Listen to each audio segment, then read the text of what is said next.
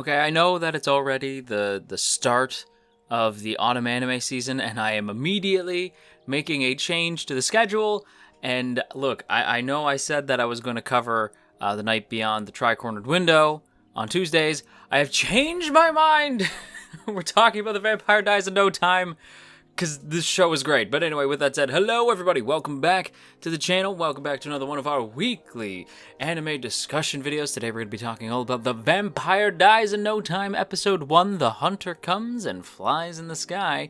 But before we get to the video proper, quick reminder if you haven't done so yet, to hit that subscribe button, ring the bell, set notifications to all, let all of AnyTube know that you're here, and without further ado, let's go ahead and dive into this first episode, shall we? And I'm just gonna immediately start by saying this show is fantastic. It actually gives me huge Iruma-kun vibes. If you've ever seen Welcome to Demon School, Iruma, then this is very similar to that. This is very, very much like the same vibe, right? Like it's a very similar sort of style where it's this like not only is the art style similar, and I look, I wasn't expecting to cover The Vampire Dies in No Time, so I didn't think to look into the cast and crew, so I don't know if a lot of the same people who worked on Iruma-kun are working on Vampire Dies in No Time, so I have no idea.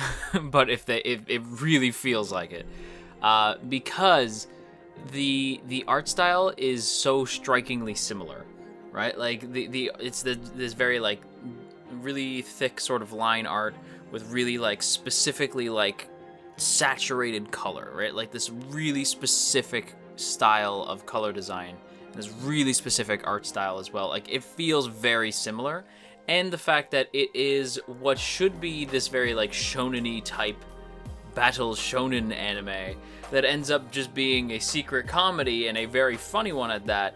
It's very similar, and much like Iruma-kun, The Vampire Dies in No Time has an absolutely fire OP, like absolutely fire, just like just oh my god, it's so sick.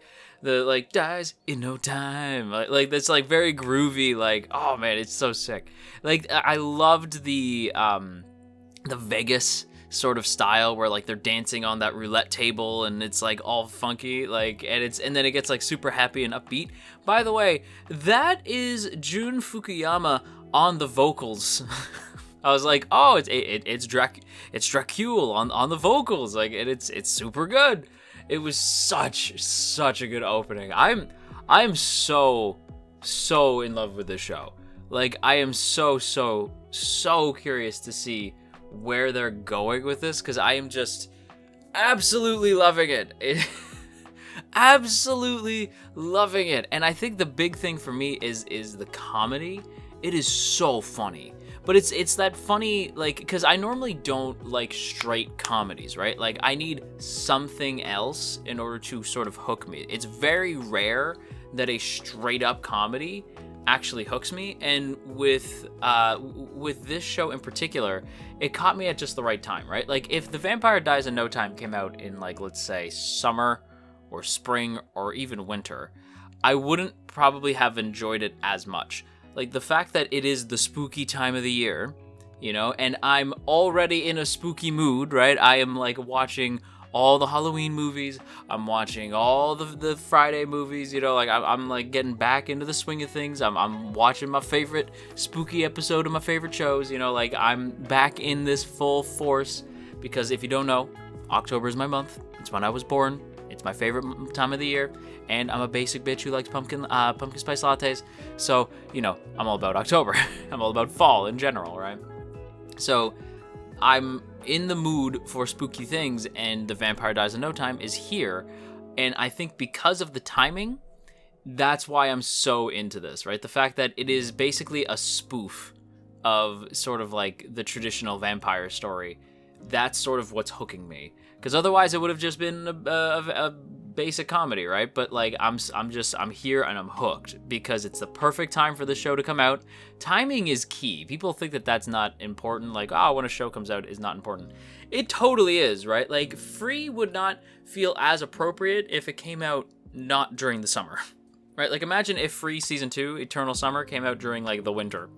That just wouldn't make any sense, right? So, like, yeah, the vampire dies in no time. This show has to come out in the autumn season. It is so perfect for it. By the way, I do want to talk about the individual characters because I have some thoughts.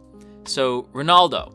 I want to talk about Ronaldo because Ronaldo is the GOAT. By the way, voiced by a goat as well, not an actual goat. I am instead talking about Makoto Furukawa, who is the absolute one of the greatest of all time as far as I'm concerned. Furukawa is one of my favorite seiyuu, voicing Ronaldo. If you don't know, this man voices Saitama from One Punch Man, Shirogane from Kaguya-sama, Taiju from Dr. Stone, Benimaru from Slime, Hatsuharu from Fruits Basket, and the GOAT, Shorter from Banana Fish. Absolute, like, Furukawa, absolute king, and bringing a lot of, I'd say, honestly, I'm not gonna lie, he's bringing a lot of, like, Shirogane Taiju vibes to Ronaldo, right? Like, he has Taiju's, like explosive, like Senku, right? It has Taiju's, like, loud energy, but has a lot of Shirogane's, like, what is going on? Like Shirogane's sort of, like, you know how Shirogane usually plays sort of like the straight man to a lot of the chaos going on around him, but is also funny in his own right? That's a lot of what's happening with Ronaldo. Ronaldo is definitely meant to be the sort of, like, straight man in the comedy duo, but even then, like, he's one of, like, because usually, if you don't know, in a comedy duo, there's, like, the funny one, right, like the goofy one, and then the straight man who plays off the funny one. And the straight man, they call him the straight man because he's very rigid, right? Like, his sense of humor is very bland and stiff, right? So he's not really meant to be super funny. It's only in recent times where the straight man's, like, deadpan humor paired off the really crazy wacky one ends up sometimes making the straight man even funnier, right? And with Ronaldo, it's thankfully Ronaldo and Dracule are both incredibly funny. And I don't think one is funnier than the other. I think they just balance really well. Honestly, Furukawa and Dracule's seiyuu, the freaking GOAT, Jun Fukuyama, these two have insane chemistry, which is funny because we'll talk about why that is in a second. Because these two have sort of crossed paths before. But yeah, Ronaldo is so funny. Like the way he reacts to everything that Dracule does is, like, as the sort of, like, badass hunter guy, is just super funny. And if I may indulge in a bit of design time, everybody's favorite time. This design is great. Ronaldo gives me big, like, he's very clearly meant to be, like, a vampire hunter, right? You could just tell by looking at him, right? But he honestly gives me a lot of, like, red mage vibes. Just because he's, clad in all red and he's got the hat, right? He gives me big red mage vibes. If you don't know what a red mage is, if you've played Final Fantasy, you do. The red mage in Final Fantasy games is sort of like the jack of all trades type. They know white magic and black magic, but they're not, like, excelling in one or the other. Like, they can just handle both and do so pretty well, right? Like, a solid red mage can do a lot of damage, right? And Ronaldo being this sort of jack of all trades type makes a lot of sense to me because we see him sort of being this, like, this balancing act where not only is he a badass vampire hunter, but he's also really good with crowds and he cleans up his town, and he's an author as well. Like, like, he can do a little bit of everything, right? Like, he can play to the crowd, he can be the vampire hunter, he can be, like, because he has, like, a bit of, shall we say, like, he has a bit of, I can't remember the dude from Chamber of Secrets, the one wizard, why can't I think of his name? You know who I'm talking about, if you've seen Harry Potter. I'm drawing a blank. I love Harry Potter, and for some reason I am drawing a blank. Gilderoy Lockhart.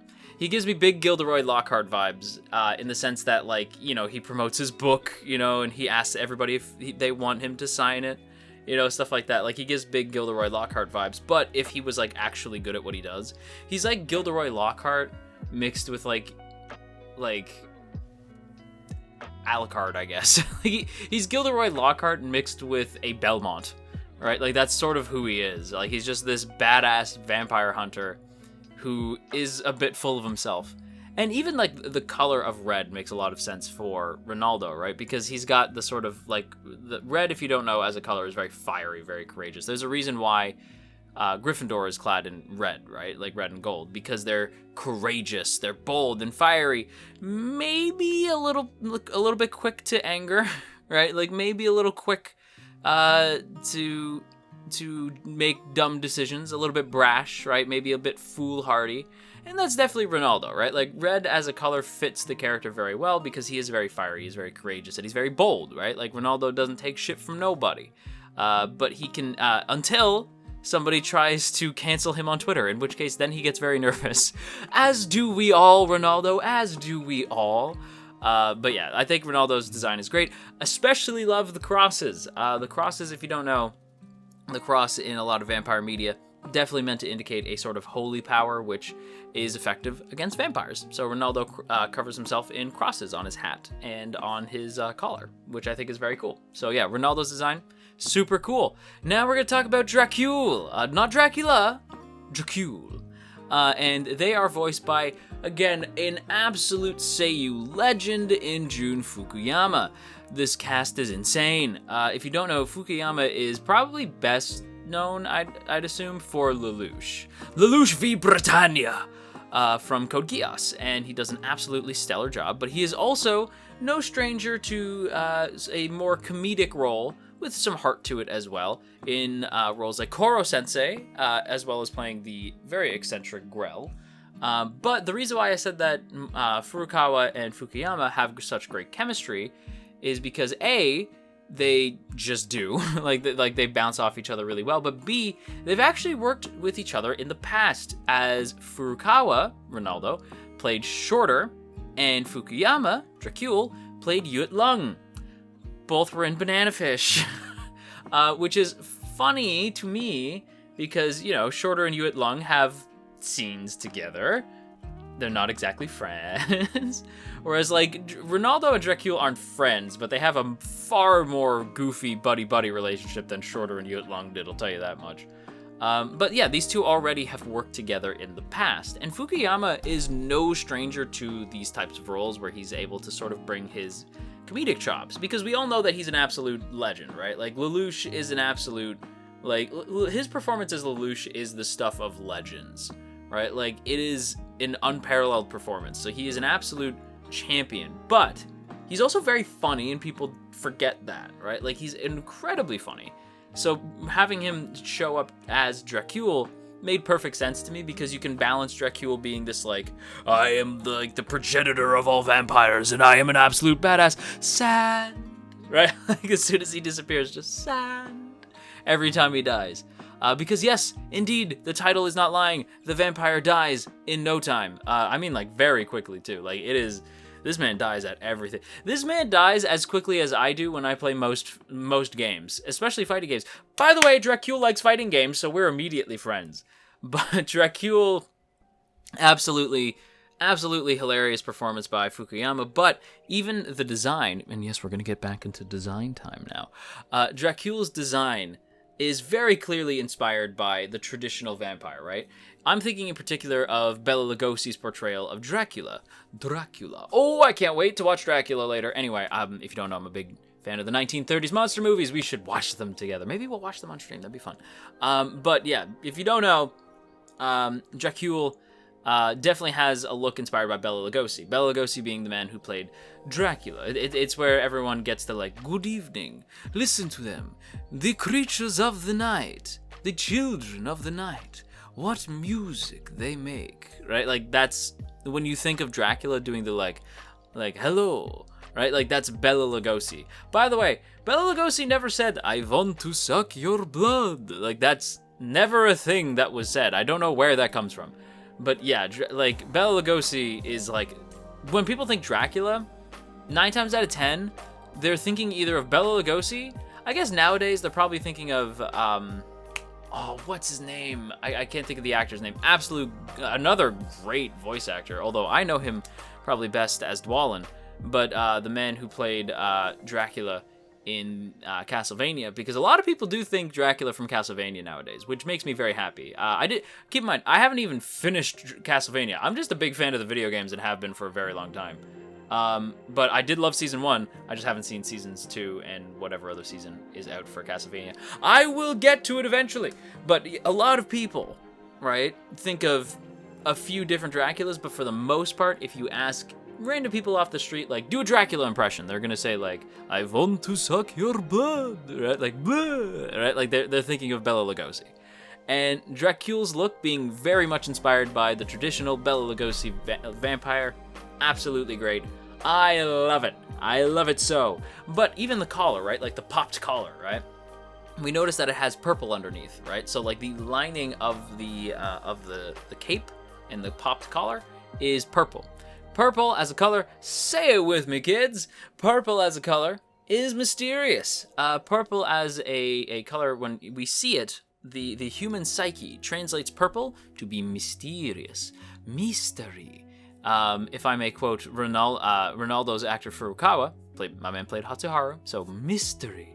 It inspires mystery in your mind, because for the most part, throughout history, purple was actually worn by royalty. It's also worn by priests, so it also sort of indicates religion, right? I believe priests wear purple around Easter, I think? I don't know. Catholic priests, I believe, wear purple around Easter. I am failing I believe it or not, I went to a Catholic school, I should know this.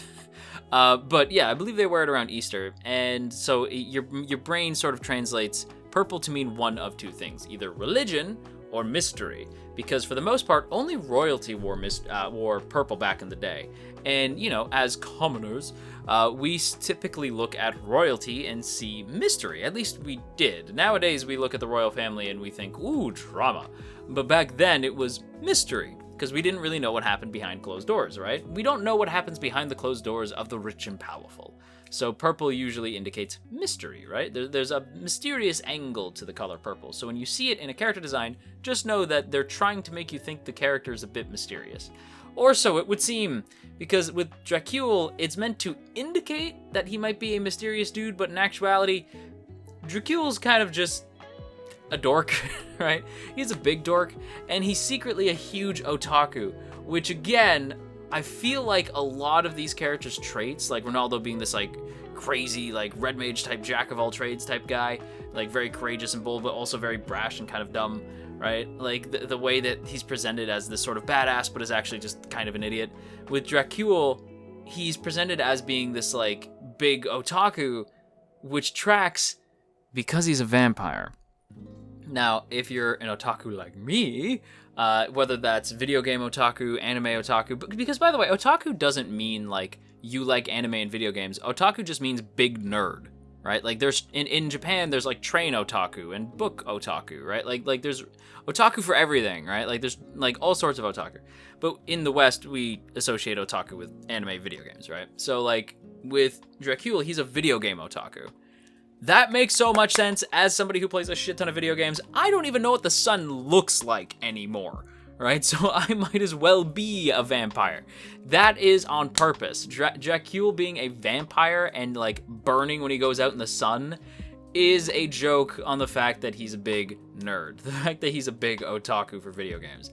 That is on purpose. I love it. I love this show. I didn't even talk about the episode itself yet. I don't even think I have time. It's so funny. Like, seeing, like, Dracule and Ronaldo deal with the kid, like, chasing them around, that, like, I love the line, like, oh, like, the fact that Ronaldo calls Shotacons and Lolicons gross, we stan. The fact that Dracule's a fighting game fan, we stan. Like, the fact that, by the way, I use the word stan jokingly. Don't stan things, that's weird. But, like, the immediate chemistry between the two is wild. I love the joke that Ronaldo gives, like, oh, what'd you tell him? You want to play with my analog stick? Right? Like, so funny. Like just so many funny-ass lines. Like, sand! When he dies, and then, Dnas! Which is just sand backwards when he comes back. It's so good. John the Armadillo. I didn't even talk about John. So many cool things. This episode is so good. This is such a good premiere episode. It's so fun. Like the bat transformation, where it doesn't quite work out. Like the idiot playing air guitar while he's holding the girl hostage, and then Eri hits Bubo. which is the guy playing air guitar with the, like, I'm actually going to be dating this, like, guy who's 20 years older than me, and he's very rich, and I'm just leaving now, bye. It's like, god damn! The fact that Dracula's castle is like a big Castlevania, or Dracula's castle is a big Castlevania reference to Dracula's castle. It's so good. This is probably going to be my comedy of the year if it continues to hit with this ferocity. Maybe it's because I'm an autumn fanboy, maybe it's because I'm an October fan, so everything spooky I love, and so the idea of a spooky comedy, I'm in, but I'm in. I love it. Get to the outro. I'm done with the video. It's great. Go watch it. And there you have it, everyone. That is this week's video, so I certainly hope you enjoyed. If you did, don't forget to boop that up snoot and share if you care.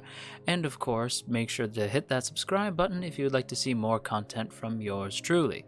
And before we go, as always, I have to give a big, big thank you to my wonderful masters who help support this endeavor either by joining us on Patreon or by hitting that join button right beside the sub button to join as a member of the channel. So I would like to thank this month's Masters of Masters, Izevi, Elizabeth Just Elizabeth, Jeremy P, Asaki VT, Jake Ryan23, Matt87 Eagle, Shiorans, Stephen G, and Tristan G. Thank you all so much for being especially generous this month. I sincerely appreciate it. A huge thank you once again goes to our masters, and as a reminder, if you would like to join our masters, then be sure to check out that first link in the description to check out our Patreon page, or you can check out the join button right beside the sub button to join as a member of the channel and get a nifty badge next to your name. Either way, it is sincerely appreciated. And with that said, it is time for me to end today's video, but before we go, as always, clean your room. It's filthy.